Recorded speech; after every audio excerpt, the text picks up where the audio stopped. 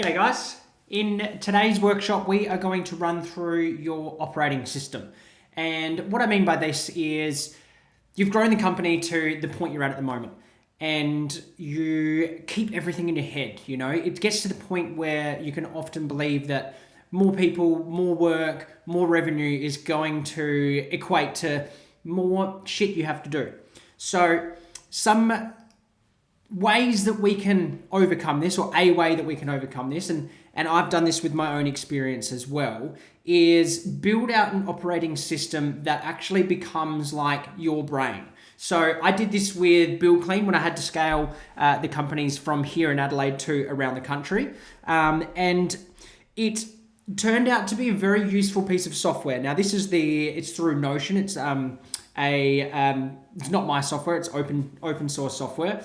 But it's a great opportunity to customize a framework of note-taking and a framework of information to enable everything to come out of your head and go into somewhere that can be really helpful for not just us, but for building out a knowledge base for the rest of the team as well. So I'm going to show you exactly what that looks like over in my screen.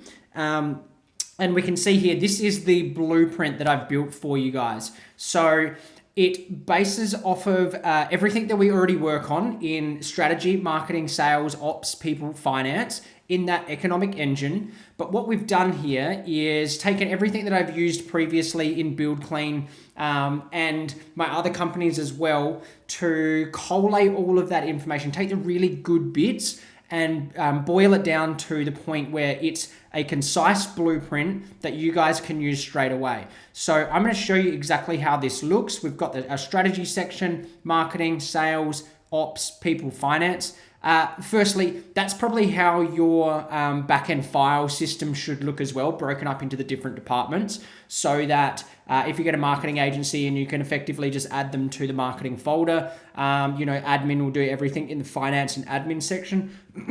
You can then also segment out the strategy, business plan, objectives and stuff to more managers and above. You can start to get some hierarchies going on in there. But I'm not going to tell you how to hold your files per se. I'm going to talk about the blueprint for the time being. So I'm going to show you through what we've got here. Now, purpose and values is pretty straightforward. There's some exercises on how to do this. And everything in here has been templated out for you. So you'll see we've got alpha tips at the top of a page. We've got some examples of how to do things, some examples of values, and even some real world examples too. So every page has got room for you to go through, get rid of my examples, and then put your information in. So just prior to this as well, you can grab this copy. I'm gonna drop a link below. You can grab a copy totally free. There's a paid version for Notion as well if you wanna have like the AI plugins, extra pages and stuff. But generally, this is how you access it. You go through to the blueprint, you open it up. Those screenshots are instructions of exactly how to get it. And then up here, it'll say duplicate. But let's have a look at some of the templates that we got in here, some of the really important ones. So business plan is a great chance for you to just pause, think about what you're building, and then fill out the business plan based on the prompts that I've got here for you as well. And you can see the business model and everything that pops up that we've spoken about previously. Business plan is a great place for you to start. Then we're working our way kind of sequentially through the blueprint. Looking at objectives is an awesome way to be able to lay out the things that you need to build. And we can chuck this onto timeline view. Now, for those of you who are doing larger scale projects as well and don't have a job management system, you can run through and use the timeline section so that you can see Gantt charted out. But this is more, the reason I've structured this is for more internal. So for you and your team to be able to say, I'm going to do this project here, I'm going to do this thing here, I'm going to do that thing there, but more for working on the business, just so that you know though, you can always click on it, duplicate it out, and then create that for projects or whatever you need to do. So meeting structures, super important part to bring everybody together as well. We've got some templates that are pieced in here too. You can see toolbox meetings, weekly cash flow meetings, monthly governance, quarterly strategy meetings. Let's have a look at toolbox meeting structure. It's really straightforward. You can adjust these templates to be the way you want them. We've got there just discussion topics, safety topics, and some action items. You can also see, let's have a look at our maybe weekly cash flow is probably a good example too. With our weekly cash flow, we've got the profit first layout there, which is something that we're very keen on here. You can see that the action items as well, this links back through to action items, which is below meetings.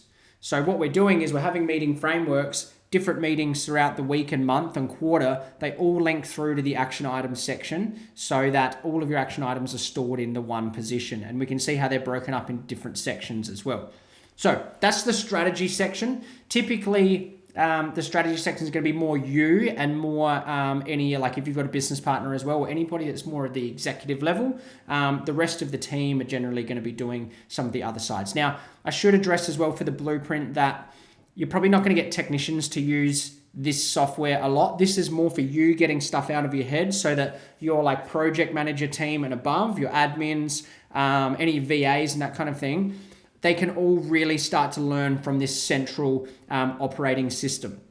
So that's the strategy section. I'm not going to bore you with the marketing and sales sections because they really are straightforward. You know, sales scripts and funnels and how to understand what funnels are, how to leverage some AI tools. Some really important ones that I want you guys to work on are certainly doing your org chart in People, and just got some links to Canva of how to get there as well. And you can see examples here of what the build clean layout was like. With the org chart, this is something that once you've built it, you actually can print it off and put it on the wall so that the team can see. And when you do recruiting and job interviews, you can kind of sell the dream to people as well. Now, something that a lot of guys haven't got in their business yet that would be really important for you to do are things like the employee handbook, health and safety handbooks. So I'll just show you what the examples look like, because they're linked in here. We've got Google Drive links and we've also got the downloads. So see, you just insert your logo in, have a bit of a read through before you go and print them off. So it's not super generic, but nonetheless, I've got all these contracts and handbooks here for you so that you can really give that professional edge. So employee handbooks, health and safety handbooks, incentive contracts, full-time, part-time, casual contracts, written warnings. Like there's a lot of just base templates that are held in here for you that you can just plug and play straight into your business. Aside from the recruiting component or from the kind of HR docs component, there's three parts to the people section as well. There's a recruiting plan, there is a onboarding plan, and then there's also your retention plan. So they're three separate parts of the employee life cycle or the team member life cycle that you really need to get dialed in. So recruiting, obviously, how we're going to find them and get them in. Onboarding is how do we get them from zero to hero as fast as possible. And then retention is how do we keep them once they have been onboarded and passed their probation? How do we keep them for as long as possible? So there's three components in there, and I'll just jump back in and show you just like what the onboarding plan typically looks like. There's checklists and stuff here. This is all customizable as well. You can edit anything you want. And job descriptions that are located here under expectations are super, super important. Now, I do something different with job descriptions. I still put in all the generic stuff, you know, your purpose and your core values and the things that you're supposed to do, but I really like to have in here core deliverables, how they're measured on their performance review, what their actual responsibilities are, and then on a daily, weekly, and monthly basis, what do they actually do? So on a daily basis, it could be, and let's just use this project manager job description example, on a daily basis, they could arrive prior to technicians, you know, whether that's 6:15 or 6:30 a.m. You know, really specific about exactly what they do. Weekly, they check over all the vehicle checklists to make sure that the leading hands have done the vehicle checklist. So the project managers can check them over to make sure that their crews are all keeping up to speed and making sure that everything's getting done. And then monthly, as we said earlier, we looked at like the governance meeting and weekly cash flow meetings and stuff. This is where you could put in the weekly and monthly parts of their responsibilities in those different meetings. So that's a little bit on job descriptions. I've got a massive workshop on job descriptions that we can go into at a later date. But let's jump back out and just have a quick zoom around the rest of the blueprint to make sure that we don't leave any opportunity or any stone unturned. So back out to the blueprint. As I've said, this is all customizable for you to use. There's some information in here, links to the forecast template. There's some information, on cash flow, how to set up your accounting and stuff for the guys who are a bit more junior or, you know, in the early phase. For the guys who have got the larger teams and everything, that recruiting, onboarding, retention is going to be super powerful. Something that's like really basic, but has been super helpful, particularly with us because we got 40, 50 odd vehicles, and then multiple locations of those around the country where the vehicle size gets huge.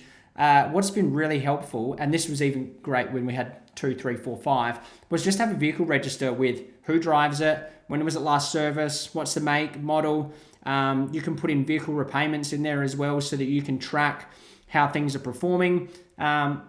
It's a super simple little piece of information, but it makes life so much easier to understand what's on the road. What did we actually buy? Because you start to lose count after the 3rd, 4th, 5th vehicle. And if you've got more than that, you know exactly what I'm talking about.